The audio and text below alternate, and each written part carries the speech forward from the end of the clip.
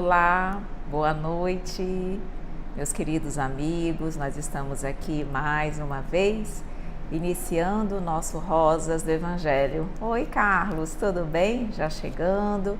Estamos aqui, vocês já sabem, toda terça-feira nós temos um encontro para estudar o Evangelho segundo o Espiritismo, aqui no Rosas do Evangelho.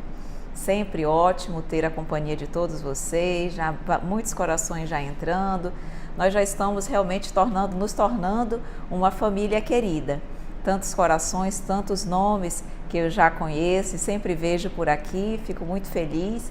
E que bom, assim nós vamos criando realmente uma relação de amizade, de carinho e, na medida do possível, vamos sempre um ajudando aos outros. Isso que é maravilhoso.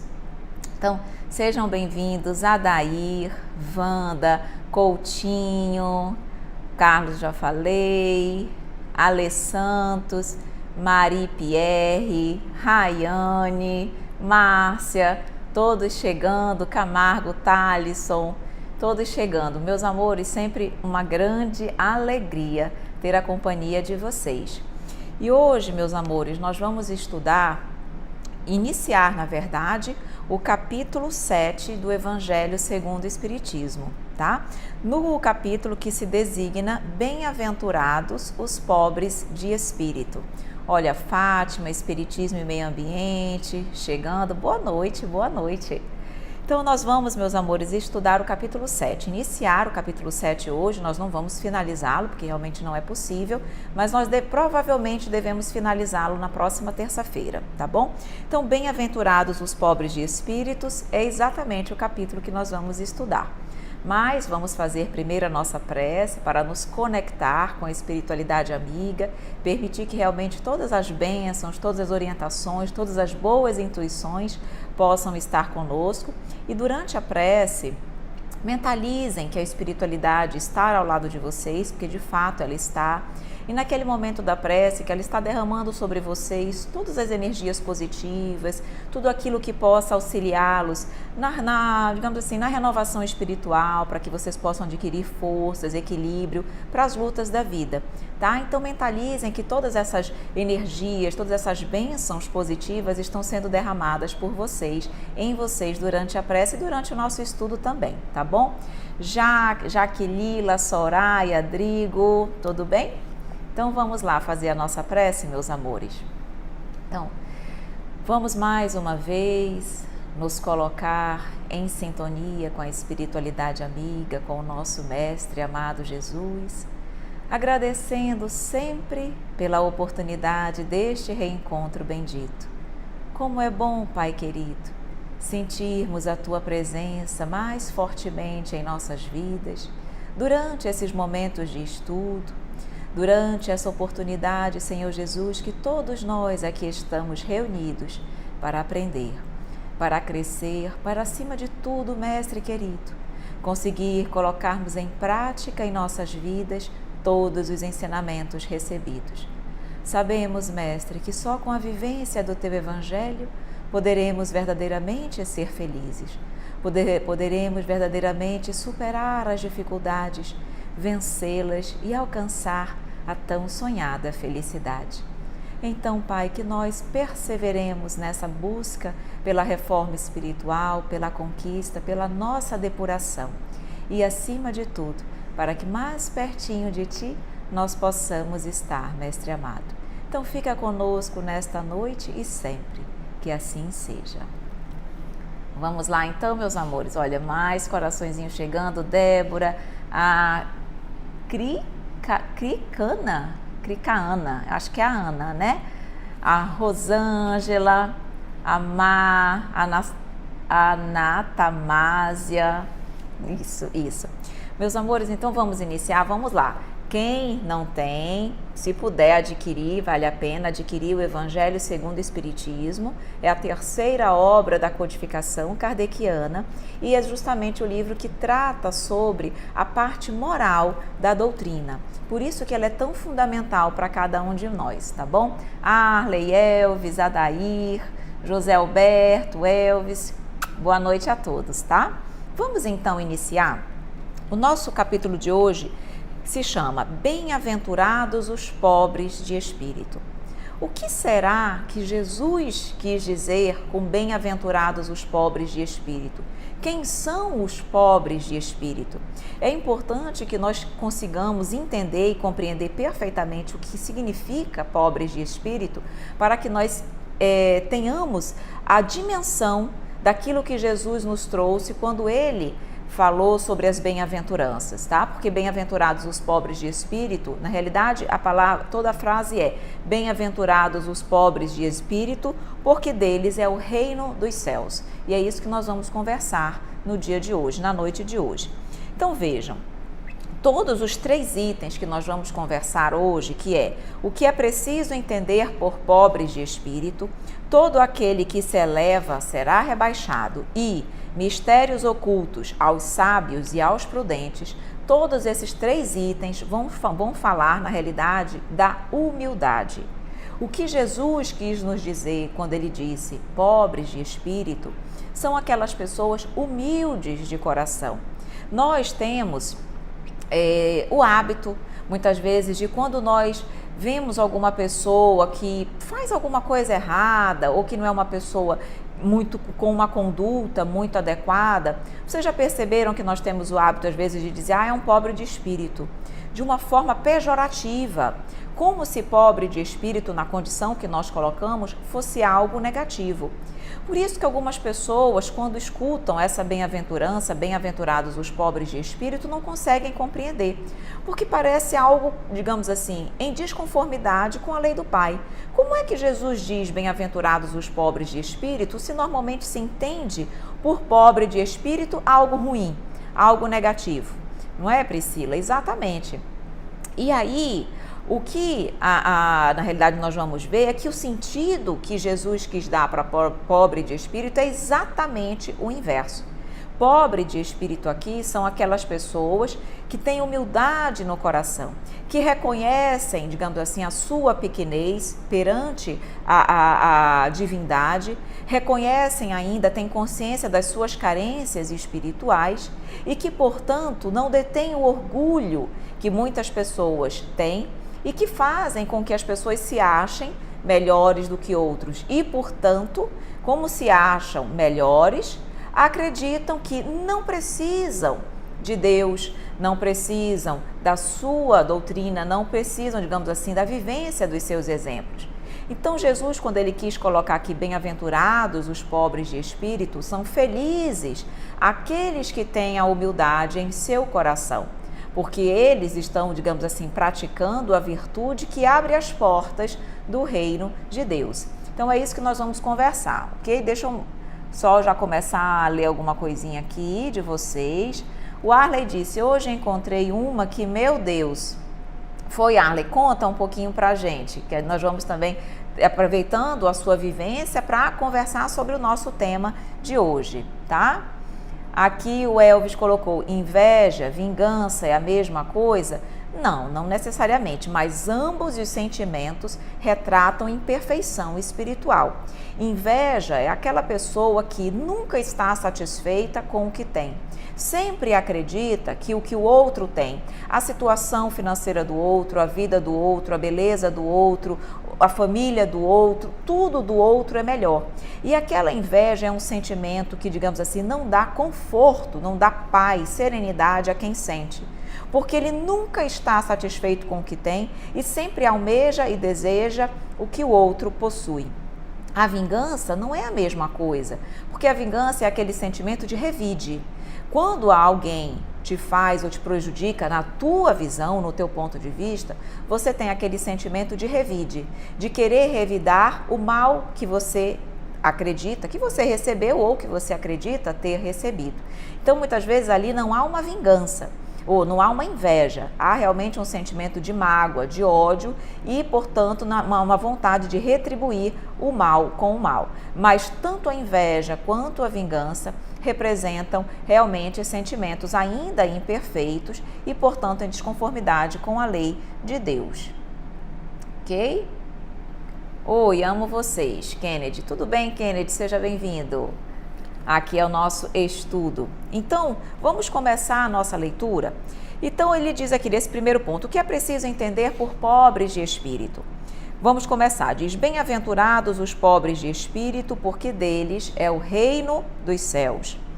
E aí aqui Jesus não, no item 2, a espiritualidade nos fala, bem-aventurados os pobres de espírito, como com outras coisas que as pessoas normalmente não compreendem.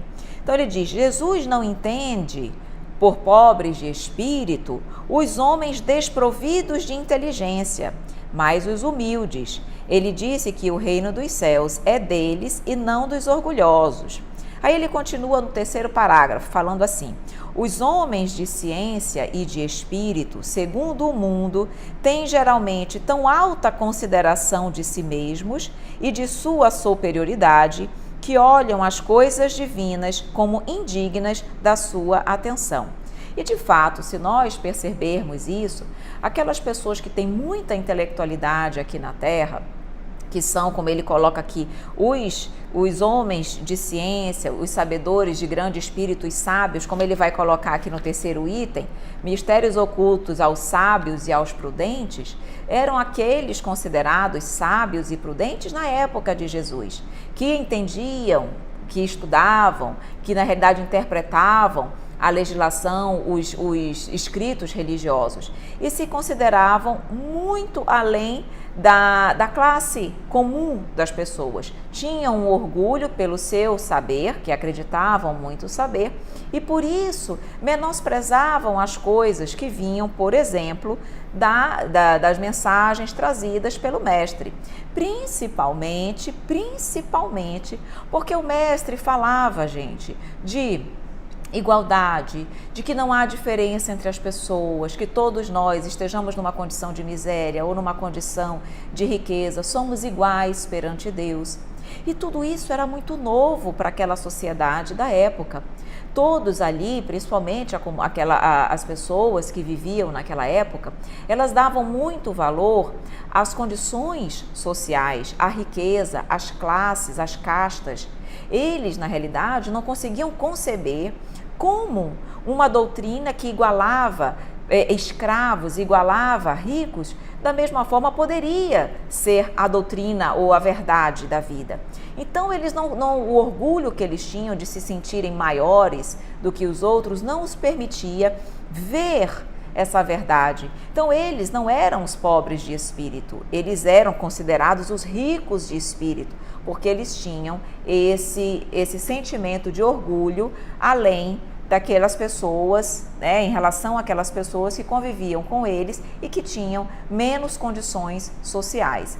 Quem, inclusive, quiser presenciar e ler mais sobre essa época, leiam, por exemplo, Ave Cristo, que fala justamente, é uma psicografia de Chico Xavier, pelo Espírito Emmanuel, e fala justamente de toda a perseguição que os cristãos sofreram lá pelo século 200 depois de Cristo, e mostra justamente como era difícil para a sociedade, para os patrícios daquela época, compreender e aceitar uma doutrina que igualava escravos e patrões. Então isso era muito difícil para eles, porque o orgulho que eles detinham dentro do coração deles não permitia que eles vissem a beleza da doutrina do mestre, tá?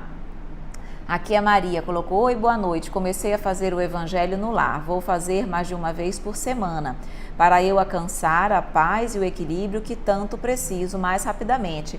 Excelente, Maria, excelente, tá? O evangelho no lar, ele é fundamental para manter a harmonia do lar, a harmonia de todos aqueles que convivem. Enquanto nós estamos realmente em situações muito difíceis, com muitos problemas, mais fragilizados emocionalmente, o ideal é que façamos mais vezes. Se for necessário, façamos diariamente, até que a situação regularize e depois nós passemos a fazer novamente uma vez por semana. Então, muito boa a sua iniciativa, Maria, tá bom? A Fátima coloca, já li, gostei muito, Ave Cristo, é lindo esse livro. Na realidade, os romances de Emmanuel são belíssimos, que é Ave Cristo, há 2000 anos, 50 anos depois e Renúncia. São 4 romances maravilhosos e quem não leu pode ler, vai gostar muito, tá? Então vamos continuar aqui nas colocações do Evangelho. Então ele diz aqui, ainda no terceiro parágrafo, essa tendência a se crer acima de tudo, no caso das pessoas orgulhosas, não os leva, senão muito frequentemente, a negar o que, estando-lhes acima, poderia rebaixá-los e a negar mesmo a divindade. Então, só deles pensarem que eles podem acreditar em algo que é acima do seu poderio, de uma inteligência superior, por exemplo, a de Deus, que é inteligência suprema, eles se sentiriam pequenos e o seu orgulho não permitiria tal condição.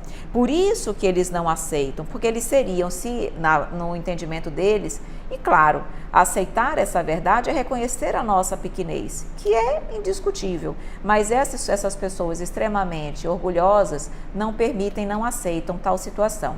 A Fernanda, a prima, dizendo, já li os 4, são maravilhosos, não é, prima? Então, quem não leu, leia, tá? Vale a pena. Então, ele diz aqui, ou se eles consentem em admiti-la, essas pessoas orgulhosas, contestam-lhe um dos seus mais belos atributos, que é a sua ação providencial sobre as coisas desse mundo, persuadidos de que só eles bastam para bem governá-lo. Ou seja, não aceitam a ação divina, a ação providencial que a tudo governa. Faltava humildade, exatamente. Faltava humildade e falta humildade às pessoas que pensam dessa forma. E como há pessoas que não buscam a doutrina, a religião de uma forma geral. Por quê? Porque são pessoas que se consideram muito intelectualizadas e que não precisam da religião. Elas se bastam. E que lê do engano, porque são as pessoas que mais necessitam e que mais sofrem ao chegar no plano espiritual. Então vamos lá, continuando aqui, então ele diz, tomando sua inteligência por medida da inteligência universal e se julgando aptos a tudo compreender, não podem crer na possibilidade daquilo que não compreendem. Quando pronunciarem seu julgamento, têm-no por inapelável. Então ele diz, como eles não compreendem as coisas que estão, claro, acima da compreensão dos homens, o que eles fazem? Eles já simplesmente não creem na possibilidade, porque imagina eles acreditarem em algo que eles não compreendem. Então isso para eles é apequená-los. Então eles não aceitam, tá? E aí continua dizendo aqui, no quarto parágrafo. Então, se eles se recusam a admitir o mundo invisível e um poder extra-humano, não é, entretanto, porque isso esteja acima da sua capacidade. Vejam bem. Então, eles não admitem que haja um mundo invisível e um poder extra-humano, não é porque eles não tenham capacidade e intelectualidade de perceber isso, mas é porque o seu orgulho se revolta com a ideia de uma coisa acima da qual não podem se colocar, vejam bem, e que os faria descer do seu pedestal. Então, essas pessoas muito intelectualizadas, por admitirem, por se sentirem muito capazes, por se sentirem acima, muitas vezes, de outras pessoas, têm dificuldade de aceitar o mundo espiritual, a ação de Deus, porque realmente eles precisariam reconhecer que não são tão grandes como pensam que são, tá? Aqui a prima colocou uma nova leitura. Você vai iniciar uma nova leitura, prima, é isso? Não entendi direito, deve ser. Aqui a Camille, o caso do meu falecido noivo, ele continua comigo, aqui no meu quarto. Oi, Camila, tudo bem? E você quer uma orientação? Vamos lá. Não sei se você percebeu, se você teve oportunidade, Camila, de ver a nossa live ontem, mas exatamente eu comentei sobre essa situação. Veja, muito provavelmente o seu ex-noivo, né? Seu falecido noivo, ele realmente está preso aqui no mundo material. Ele talvez não tenha muito conhecimento ou não tivesse muito conhecimento da vida no plano espiritual, e isso faz com que ele, digamos assim, fique preso aqui na vida material, mas muitas vezes não é porque ele queira estar aqui, é porque ele não conhece outra coisa, é pelo desconhecimento, muitas vezes pelo receio que ele tem do desconhecido. Então ele fica onde, digamos assim, ele se sente relativamente seguro. Então, o que você pode fazer e deve fazer? Faça o Evangelho no lar, enquanto você sentir a presença dele constante, faça o Evangelho no lar diariamente, faça o Evangelho no lar em voz alta, mesmo que você esteja sozinha. E fale sobre a vida no plano espiritual, veja, mentalize que naquele momento a espiritualidade amiga está chegando na sua casa, está se fazendo visível para ele. Diga para ele que a espiritualidade, os amigos queridos estão chegando, que vão ajudá-lo, que ele vai ficar bem, que na realidade os laços e sentimentos de carinho, de afeto não se perdem com a morte do corpo físico e que você vai continuar sempre orando em pensamento por ele, para que ele fique bem e que ele possa seguir com esses corações queridos, e quando ele estiver melhor, numa outra condição, ele vai poder visitar você, visitar os familiares dele sem problema nenhum, mas já numa condição, digamos assim, espiritual melhor, não em sofrimento como agora ele está, mas numa condição bem melhor. Então faça o Evangelho diariamente até que você sinta que realmente ele está melhor, foi auxiliado e seguiu com a espiritualidade amiga, tá bom? Vamos voltar a dançar, minha amiga. Vamos voltar, ainda vou voltar. Vamos lá, que a Camila, sinto muito a presença. Provavelmente deve estar, mas faça isso, Camila, que ele com certeza ele vai ser ajudado, tá bom? Aqui, e um dia irei encontrá-lo no plano espiritual? Com certeza! E não só, você não pode encontrá-lo só quando você desencarnar, não, Camila. Durante o nosso desdobramento espiritual, na realidade, nós podemos encontrar durante o desdobramento espiritual, que é o processo de emancipação da alma, onde nós podemos ter encontros espirituais. Então, nesses encontros espirituais, nós temos a oportunidade de encontrar tanto os nossos familiares, nossos amigos que já desencarnaram, quanto pessoas encarnadas também em desdobramento. E nesse período nós podemos lembrar desses encontros, e isso é sempre um momento muito agradável. Nem todo mundo consegue lembrar, reter na memória essas vivências quando retorna para o corpo físico. Porque como a vivência foi sentida pelo corpo espiritual, pelo perispírito, o corpo físico tem dificuldade de reter aquelas memórias. Mas todos nós fazemos isso com frequência. E além disso, os médiuns também. Você, pelo que eu posso perceber, tem uma certa sensibilidade mediúnica, porque você percebe ele no seu ambiente. Então, como você tem essa sensibilidade, você já está se comunicando com ele. Então, converse com ele, fale com ele, oriente com ele. Você pode até, a partir do momento que você desenvolver a sua sensibilidade mediúnica, você pode conseguir visualizá-lo. Tá? E aí você vai se sentir, claro, estudando, compreendendo, em condições até de ajudá-lo mais e de continuar se comunicando com ele, mesmo ele estando no plano espiritual, sem problema nenhum. Isso me conforta e me deixa bem. Sim, minha querida, ele vai ficar bem, pode ter certeza, tá bom? Então, meus amores, aí a espiritualidade continua, vamos continuar então aqui no nosso estudo. Virando a página, seguindo aqui nos nossos comentários, ele diz o seguinte, o Evangelho: entretanto, o que quer que digam essas pessoas extremamente orgulhosas, o que quer que lhe digam, lhes será preciso entrar como os outros nesse mundo invisível que ridicularizam, quando seus olhos serão abertos e reconhecerão o seu erro.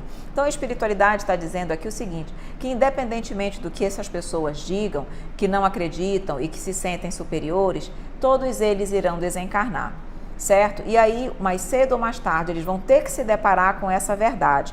Claro que muitos vão realmente se sentir culpados, vão se sentir com remorso por conta das suas atitudes e principalmente do tempo perdido, porque podiam ter aproveitado para crescer, para evoluir, e só aproveitaram a vida para crescer o seu orgulho.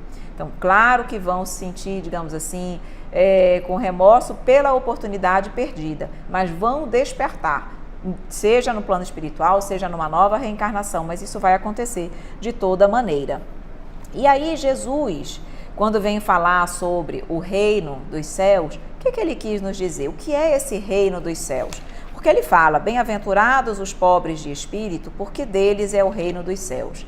Será que esse reino dos céus é um lugar circunscrito, seja na terra, seja no plano espiritual? Nós já sabemos que não.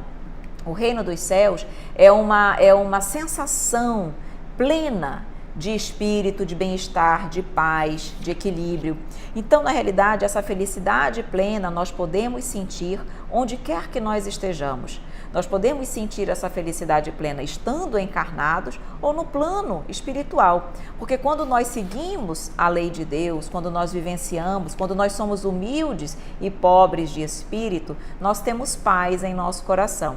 E conseguimos sentir uma felicidade. Claro que aqui na Terra nós sentimos a felicidade relativa, porque aqui na Terra, mundo de expiações e provas, ainda não se pode ter a felicidade absoluta, só uma felicidade relativa. Mas no plano espiritual, conforme a nossa vivência no amor, nós vamos ter uma felicidade real e mais, digamos assim, perene, ok? Aqui, Soraya, o orgulho é o grande mal, né? O grande mal dessas pessoas E na realidade nós sabemos, Soraya, que o orgulho e o egoísmo são as duas grandes chagas da humanidade.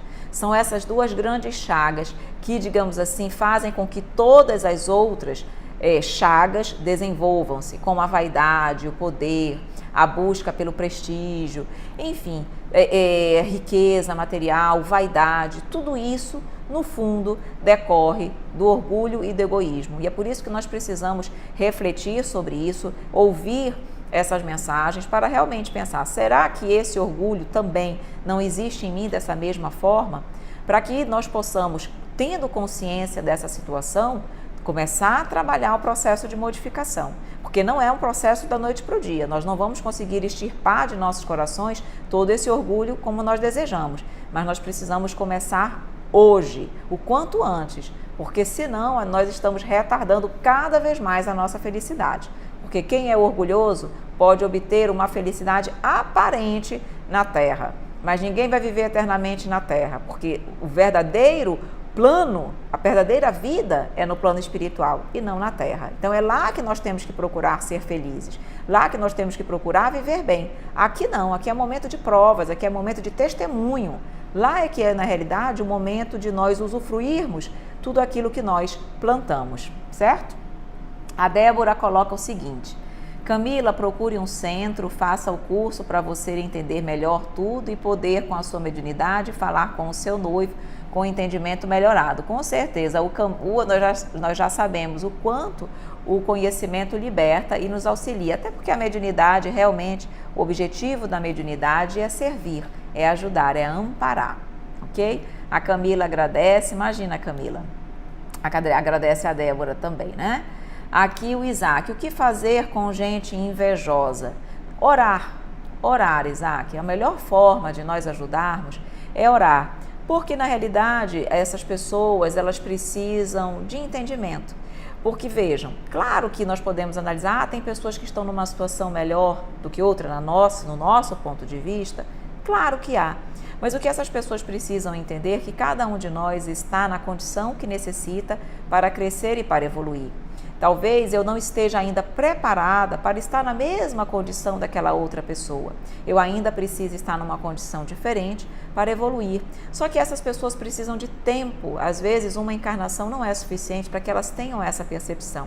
Então, nesse caso, o que nós podemos fazer é orar por essas pessoas e, se nós tivermos a oportunidade de nos aproximarmos delas, se nós tivermos alguma relação de afinidade, de amizade, que nós devagarinho, com equilíbrio, com doçura, com caridade, nós possamos aos pouquinhos levar esse conhecimento a essas pessoas, convidá-las para ouvir uma palestra no centro espírita, convidá-las para conhecer a doutrina, muitas vezes deixar que elas percebam essa situação, porque quando muitas vezes nós falamos, as pessoas se fecham, se retraem e nós não ajudamos muito. Às vezes a crítica, por mais que nós tenhamos um objetivo de ajudar, uma crítica construtiva, nem sempre as pessoas estão preparadas para ouvir aquela crítica. Então, se elas não estiverem preparadas, é melhor que nós fiquemos realmente silentes e esperemos um momento oportuno. Então vamos orar. Se é isso uma coisa que orar, nós sempre poderemos fazer. E se for possível, levar num centro, orientar com carinho e sempre com muita caridade, tá bom? Aqui a felicidade é relativa e na eternidade ela é total se nós já tivermos também num grau maior e mais evolutivo, Débora, porque na verdade nós só teremos a felicidade total quando nós formos espíritos angélicos, quando nós sairmos da condição de espíritos imperfeitos e chegarmos na condição de espíritos angélicos. Lembrando que a ordem evolutiva dos espíritos tem 3 ordens de evolução dos espíritos, tá? São 3 ordens: a ordem dos espíritos imperfeitos, a ordem dos bons espíritos e a ordem dos espíritos puros. Então nós ainda, na grande maioria da população terrena, ainda nos encontramos na 3ª ordem de espíritos imperfeitos. Então nós não temos ainda como usufruir da felicidade real. E quando nós chegarmos no plano espiritual, dependendo das nossas atitudes aqui, já teremos uma felicidade maior do que a da Terra, porque a Terra é, até pela destinação da Terra, um mundo de misérias, de dificuldades e dor. Lá no plano espiritual, já teremos uma felicidade maior, mas só teremos a felicidade plena quando realmente chegarmos na condição de espíritos angélicos, porque mesmo os bons espíritos, claro que já vivem uma felicidade infinitamente maior do que a nossa, porque já são bons espíritos, o mundo onde eles habitam já não tem guerras, o mundo onde eles habitam já não tem as doenças kármicas, enfim, já não tem uma infinidade de misérias e de sofrimento que nós temos aqui. Mas eles ainda têm provas a passar, eles ainda não são plenos de felicidade, mas estão bem próximos dessa felicidade, tá? Então, na eternidade ela vai ser total? Vai, um dia, mas ainda não na nossa condição, mas já vai ser bem melhor do que nós estamos aqui, tá bom? Aqui o Elvis: deve ter um karma com a minha irmã, não é possível, Jesus do céu, toma conta. Na realidade, Elvis, veja, não há dúvida que provavelmente tem uma relação aí com a sua irmã, pela forma como você está colocando, que precisa ser depurada.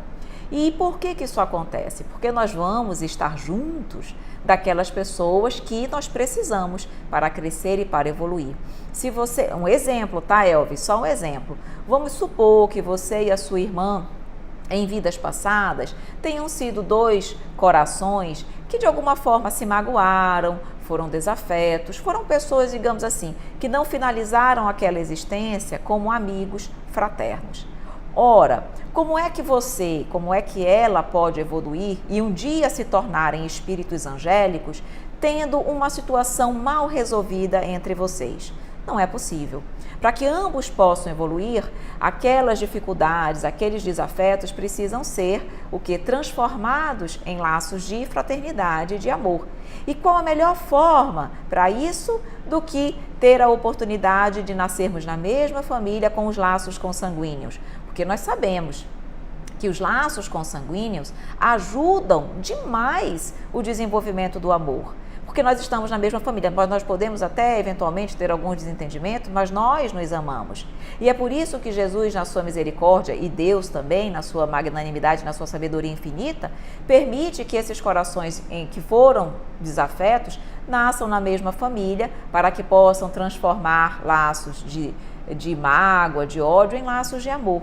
Então, se você tem essa relação difícil, saiba que é exatamente com ela que você tem a sua, digamos assim, o seu maior trabalho, a sua maior chance, a sua maior responsabilidade. E mesmo que vocês não saiam nessa encarnação já como espíritos super afins, que às vezes é difícil, nós precisamos de várias reencarnações, que você possa colocar como um compromisso de vida, sair daqui muito melhor, pelo menos com realmente uma relação de respeito, de carinho, embora não sejam aqueles espíritos super afins como nós temos outros corações. Mas se você, a cada vitória, a cada silêncio, a cada exemplo, a cada amor que você conseguir retribuir e demonstrar para ela, você está crescendo, com certeza está se distanciando cada vez mais daqueles compromissos e daqueles erros do passado, ok? A Crica: também quero saber o que fazer com pessoas invejosas. Orar, fazer evangelho no lar e, se puder, tivermos condições de acessar, orientar. Se não, só orar, tá bom? Boa noite, paz e luz a todos. Cleiton de Brasília. Oi, tudo bem, Cleiton? Cleiton, né? Não, Cleiton, isso mesmo. Seja bem-vindo, querido. Vamos lá, aqui o Tiago coloca: espíritos bem-aventurados são aqueles que passou por várias encarnações? Não necessariamente. Espíritos bem-aventurados são aquelas pessoas humildes que reconhecem ainda as suas carências evolutivas, mas que ao mesmo tempo que reconhecem as suas carências evolutivas, reconhecem também as suas possibilidades, reconhecem também o seu potencial e sabem que através de um trabalho, de uma dedicação sincera, real, verdadeira e da vivência do Evangelho, conseguirão crescer e evoluir. Então, os bem-aventurados são esses corações felizes. Não significa que sejam pessoas que passaram por várias reencarnações. Muito provavelmente sim, mas os orgulhosos também passaram, Tiago, e nem por isso já são considerados bem-aventurados. Não é o fato de eu ter passado por muitas reencarnações que me faz um espírito bem-aventurado. É o fato de eu já ter compreensão, entendimento acerca da verdade da vida, acerca dos verdadeiros valores da vida, daquilo que é importante para o meu crescimento. Quando eu reconheço a providência divina, quando eu sei que há algo muito maior do que eu mesma, tá? E quando esse reconhecimento me oportuniza o crescimento, ok? Inclusive, meus queridos amigos, aqui eu já vou continuar nas perguntas. Só falar, adentrando aqui no item, todo aquele que se eleva será rebaixado, Jesus traz 3 situações onde ele fala da importância da humildade, da simplicidade. Quando ele diz aqui, no primeiro parágrafo, que é o item 3, quando ele nos compara às crianças, quando ele diz assim, se não vos tornardes como crianças, não entrareis no reino dos céus. Todo aquele, pois, que se humilhar e se tornar pequeno como esta criança, será maior no reino dos céus. E todo aquele que recebe em meu nome uma criança, tal como acabo de dizer, é a mim que recebe. Então aqui Jesus está querendo nos mostrar que nós temos que nos tornar não como uma criança, mas semelhantes a uma criança, porque a criança valoriza a humildade, a criança ela cultiva a simplicidade. Vocês percebem que a criança, por exemplo, muitas vezes, mesmo quando ela se irrita com alguém, em poucos minutos já estão juntos, já estão brincando. Ou seja, a criança tem um sentimento de humildade muito mais forte do que nós quando estamos adultos. E é esse sentimento nobre que Jesus quer ressaltar na criança, a simplicidade, a humildade. Ela não tem sentimento de superioridade, as crianças. Mesmo as crianças que, digamos assim, têm tendências ruins, elas apresentam uma certa ingenuidade na fase infantil, porque as suas tendências estão adormecidas e só irão realmente aflorar mais fortemente na fase de adolescência, certo? Então aqui ele ressalta mais uma vez a simplicidade e a humildade. Jesus também coloca uma outra passagem falando da humildade, quando a mãe dos filhos de Zebedeu se aproxima dele, de Jesus, e pede que ele possa permitir que cada um de seus filhos sentasse um à sua direita e um à sua esquerda, tá? E Jesus, naquele momento, diz assim, pergunta, vós não sabeis o que pedis. Podeis beber o cálice que eu vou beber? Ou seja, podeis, aqueles dois, beberem o meu cálice? Olha que cálice difícil era o de Jesus.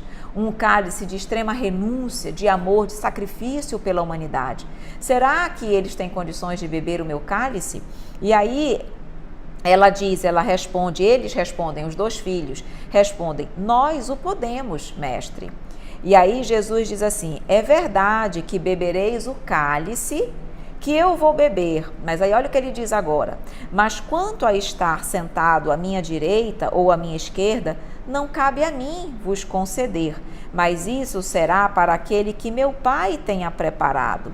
O que significa quando ele diz que o meu Pai tenha preparado? São pessoas que estão em condições morais de realmente serem, digamos assim, ter uma condição de mais relevo no plano espiritual, porque foram pessoas que tiveram merecimento por conta da sua conduta. Então ele diz, por mais que vocês bebam do meu cálice, só Deus vai ter condições de avaliar se vocês estão em condições, se têm merecimento para obterem essa, digamos assim, essa benesse, tá? De sentarem ao meu lado.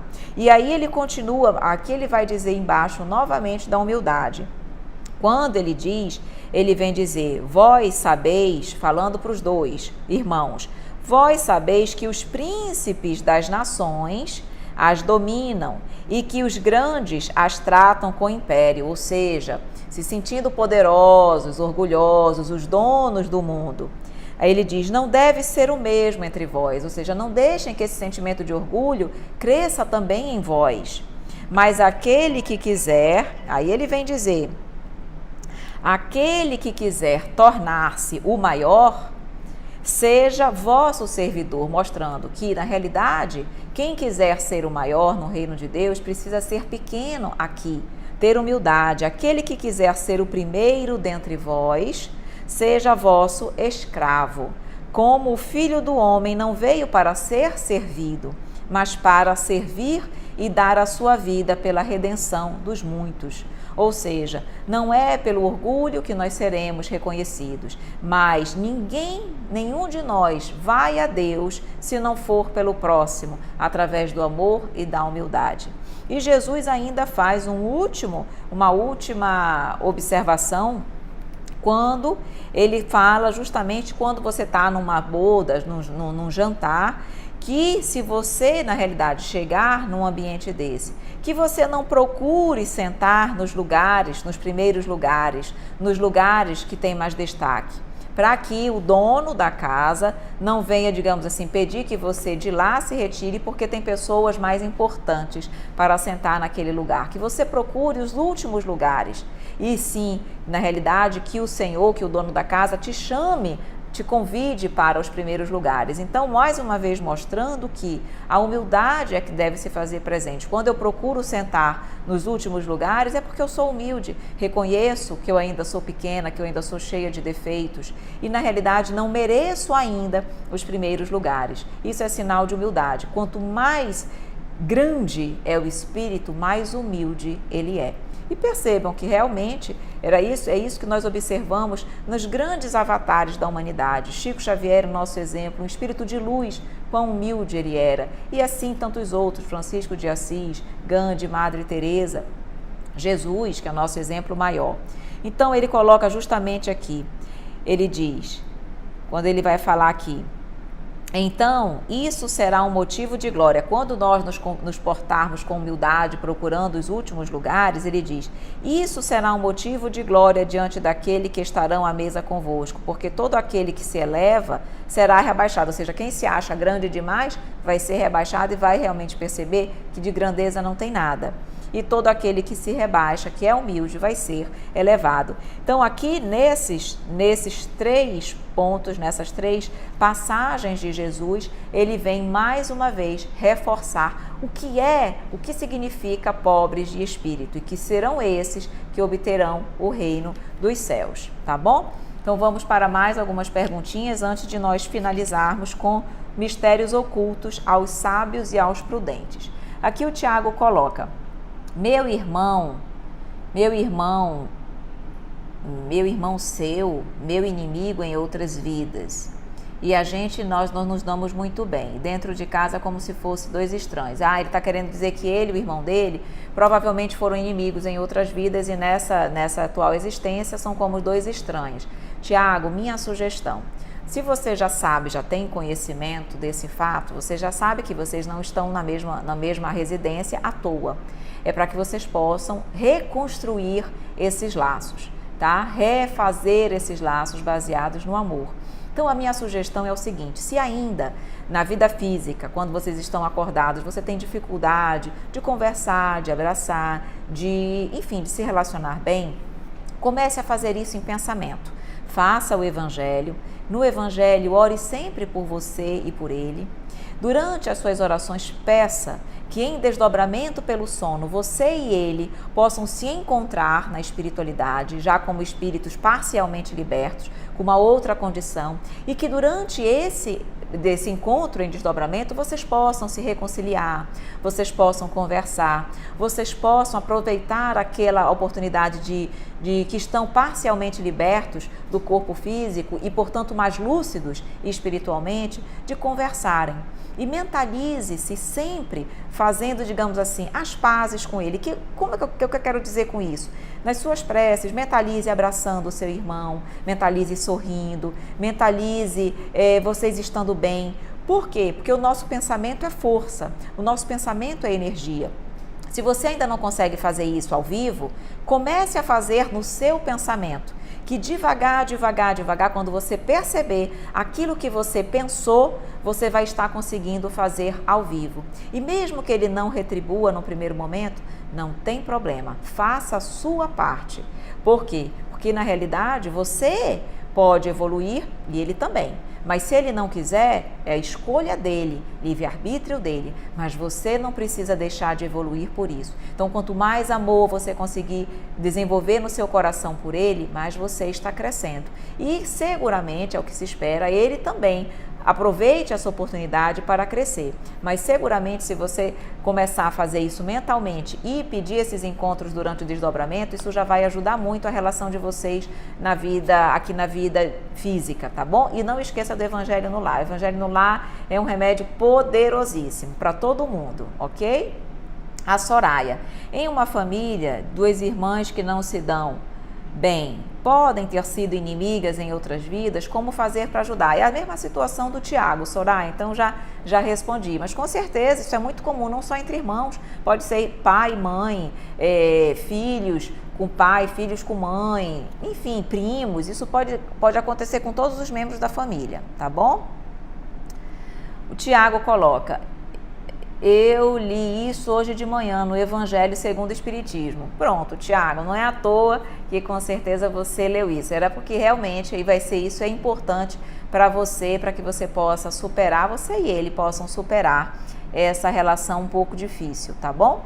A Priscila, acho que é Pri Ferraz, né? As pessoas que cometem erros com o próximo e depois reconhece que errou, mas aquele que foi machucado não perdoa.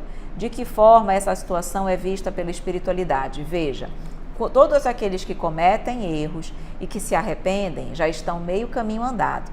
Mas na realidade, dentro da doutrina espírita, para que haja a completa quitação com qualquer dívida perante a justiça divina, nós precisamos passar por 3 situações, tá? 3 condições. Primeira, Priscila, arrependimento. Então, arrependimento sincero, consciência do erro cometido, isso é fundamental. Depois vem para a expiação, tá? A expiação normalmente são situações de dificuldade, de dor, de lutas que nós passamos em função dos erros cometidos. E terceiro é a reparação. Não basta eu me arrepender, não basta eu expiar, eu preciso reparar a falta cometida. E essa reparação, só com a reparação que eu completamente me quito com a justiça divina. E essa reparação pode se dar para com a pessoa que eu prejudiquei ou para com outra pessoa numa situação similar. Então, às vezes, nós nos arrependemos, mas a questão toda é: Evelyn, eu tenho como, por exemplo, evitar uma expiação se eu conseguir reparar aquele erro logo nessa vida? Claro que sim. A expiação, o sofrimento, ele não é necessário. Ele é, digamos assim, nós podemos pular essa fase, tá? Eu cometi o erro, me arrependi e já posso logo passar para a reparação, no sentido de tentar corrigir. Se eu conseguir fazer isso, eu não vou passar pela fase da expiação, do sofrimento e da dor. Agora, quando nós continuamos empedernidos, com orgulho, egoísmo e não queremos buscar reparação, a expiação ela vai se tornar necessária para fazer com que eu me modifique.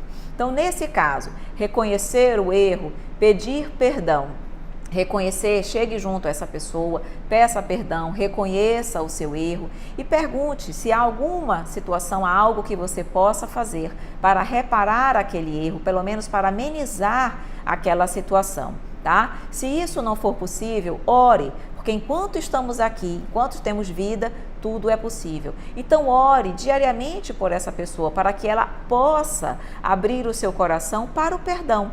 tá? E aí, através de muita oração, faça como eu falei para o Tiago, mentalize se encontrando-se à noite, peça para que durante o desdobramento, já que vocês às vezes ao vivo a gente não conversa mais com aquela pessoa, porque a gente se distancia, nós nos distanciamos, peça que durante o desdobramento você tenha a oportunidade de se encontrar, para que você possa conversar, para que você possa pedir perdão a esse coração e vocês tenham condições de se reconciliar agora.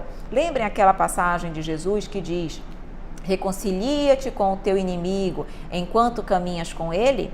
É exatamente isso. Enquanto nós pudermos reparar os nossos equívocos enquanto estamos caminhando com os nossos inimigos ou desafetos, melhor. Não percamos a oportunidade, porque nós não sabemos se numa próxima existência nós vamos estar encarnados juntos, enfim, quando é que nós vamos novamente nos encontrar para superar aqueles equívocos, tá? Então, através da oração e do reconhecimento sincero, do pedir perdão sincero, tudo isso ajuda e com certeza vai aos pouquinhos fazendo com que esse coração, essa pessoa que foi machucada, vá também sentindo esse sentimento sincero da sua parte no coração e perdoe. Tudo é gradual, mas o trabalho é através da oração e do reconhecimento sincero do erro, tá bom? Aqui o Messias coloca: boa noite, escuto todos os dias o Evangelho segundo o Espiritismo.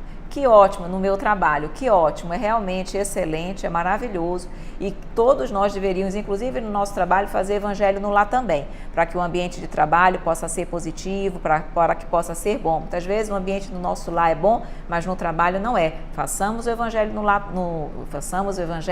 no trabalho também, tá bom? Aqui em Feira de Santana, na Bahia, no Hospital Especializado Lopes Rodrigues. Que bom, Messias, parabéns. Realmente, fazer o Evangelho no hospital é fundamental. Todos aqueles que lá estão precisam muito, tanto encarnados quanto desencarnados que lá estão. Aqui, vamos lá, ajuda muito. Minha chefe é espírita. Oh, que maravilha! Maravilha, Messias.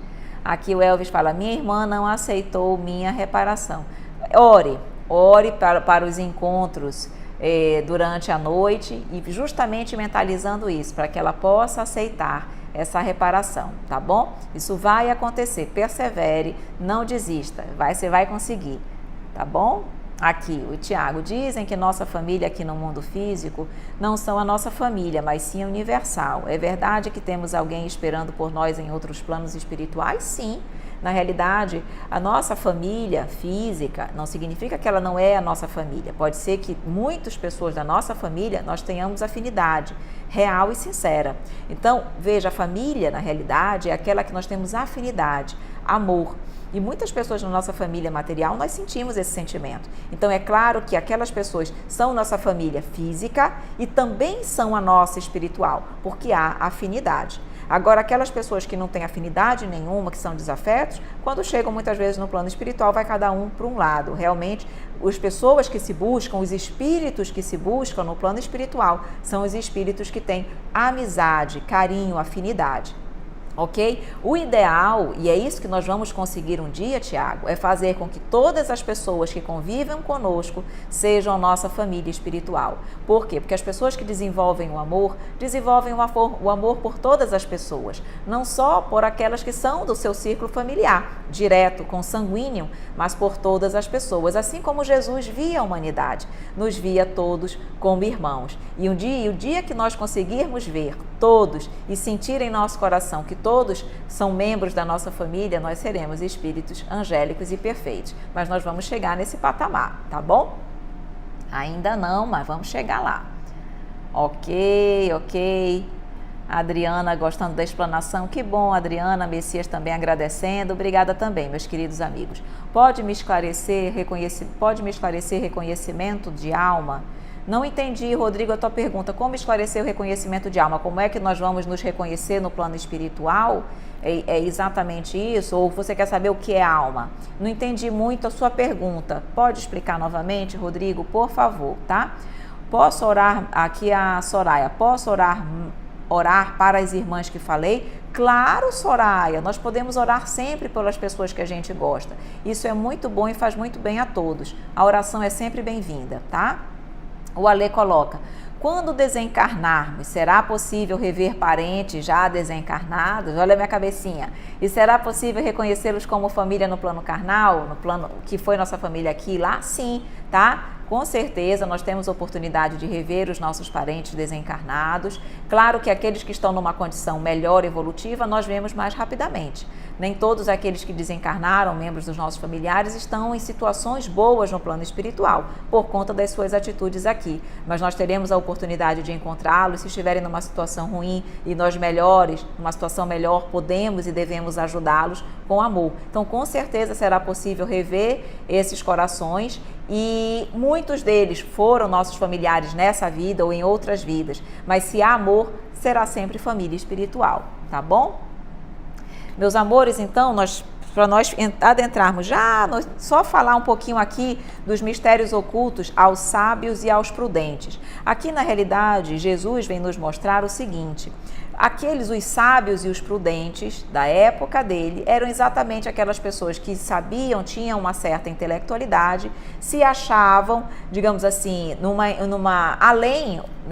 com uma superioridade em relação às pessoas mais simples e que, portanto, eram muito orgulhosas. E essas pessoas, Jesus vem justamente dizer que os mistérios ocultos era a sua verdade, a sua lei. E a sua lei, digamos assim, ela era ocultada desses considerados sábios e prudentes, porque eles se achavam acima, o orgulho deles não permitia ver e acatar essa verdade, então eles não estavam prontos, preparados para receber a verdade. Eles não eram ainda um terreno fértil para ouvir e receber a verdade ou a palavra de Jesus. Então ele diz aqui, nesse item, é preciso entender, porém, que os humildes são aqueles que se humilham, reconhecem a sua pequenez diante de Deus, não se creem superiores a todo mundo. E os segundos, que eram os sábios, os prudentes da época, são os orgulhosos, envaidecidos da sua ciência mundana, que se creem prudentes porque negam, tratando Deus de igual para igual, quando não o negam. Então, tratam Deus de igual para igual, imagina, nós e Deus iguais, hein? E quando não negam a Deus. Então, ele diz, esses que estão nessa condição, os mistérios para eles ainda são ocultos. Não há por que levar esse conhecimento para eles. Ele fala aqui, Deus não quer lhes abrir os olhos à força, não quer impor a sua vontade, uma vez que lhes apraz tê-los fechados, uma vez que esses sábios e prudentes querem continuar com os seus olhos fechados às verdades. Mas aqui diz o Evangelho, sua vez virá, mas é preciso primeiro que sintam as angústias das trevas e reconheçam Deus, e não o acaso, na mão que atinge o seu orgulho. Quer dizer, essas pessoas, os sábios e prudentes que eram considerados que são os orgulhosos, vai chegar o momento deles reconhecerem a verdade, de conhecerem a magnanimidade de Deus, mas antes disso vão sentir as angústias das trevas, ou seja, dor, sofrimento, vão precisar penar um pouquinho na vida, tanto material quanto na vida espiritual, para que eles possam ter o seu orgulho diminuído e reconhecer Deus.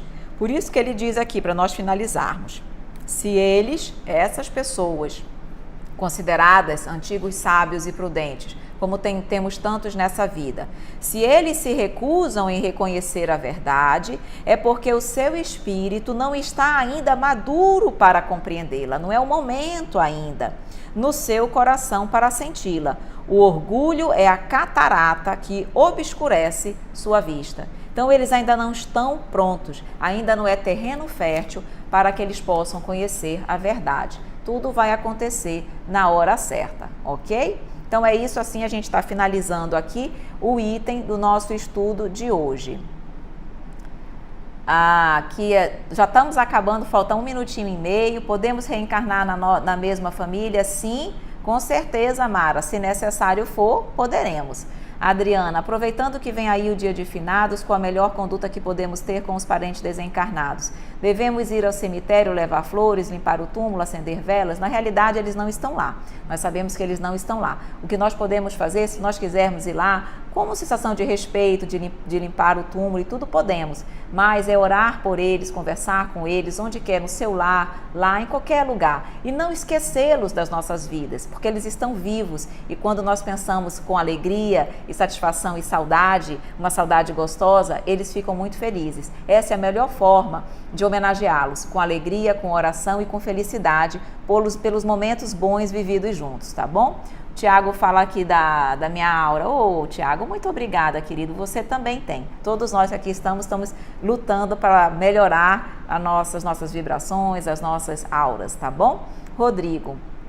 Não, quando encontrarmos alguém aqui na vida terrena e de repente é como se já conhecesse um ou outro com reciprocidade. Por isso a pergunta sobre reconhecimento de auras. Sim, isso é muito comum. As pessoas que já têm uma afinidade constante, que mal se conhecem, já têm uma afinidade, aquilo ali é prova de que é um reencontro, que já se viram, vivenciaram, já eram almas afins em outras vidas. E quando há um desentendimento, eram almas não tão afins. Meus amores, 10 segundos, tenho que me despedir. Um beijo, Papai do Céu, obrigada pela presença aqui conosco nessa live maravilhosa. Um grande beijo, meus amores. Tenho que ir, tchau!